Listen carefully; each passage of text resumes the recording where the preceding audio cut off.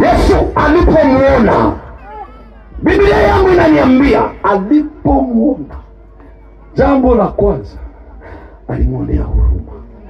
Jambo la kwanza, Yesu alipomuona huyu mama, jambo la kwanza alimuonea huruma.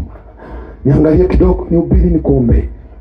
Yesu alipomuona akamuonea huruma, akamwambia usilie. Shitikiria ndara dabakaria. Wanadamu wanaweza kukwambia usilie, kesho wakakugeuka, wakakwambia tuko pamoja na wewe, ukaja kugundua uko peke yako.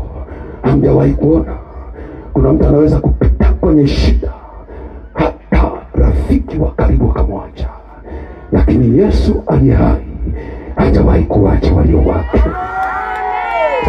Haleluya, haleluya, haleluya. Nina ushuhuda. Nina huyu binti yangu huyu. Njoo mwanangu. Haleluya.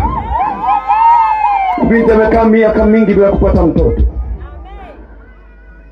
Dada yake ni kiongozi kwenye timu yangu, anaitwa Faith. Aliponishirikisha kuhusu shida ya huyu dada, nikamwona amekata tamaa. Nikamwambia usilie, Yesu bado yupo, bado anatenda kazi. Tumoja aseme amina kwa Yesu.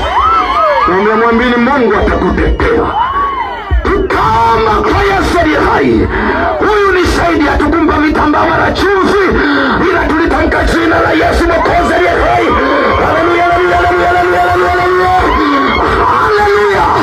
Tulitaja jina la Yesu aliye hai tulipomwamini Mungu.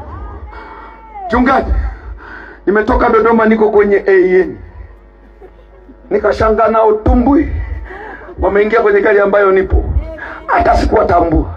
Sasa nafika Kasulu, hii sura mbona kama naifahamu. Nikamsogelea, wewe dada ujambo? Akasema pastor. Kumbe sijakosea. Sasa nikakuta amembeba mwinjilisi aliyembeba huyu. Ujamaa mwinjilisi nilaishedereba kayata.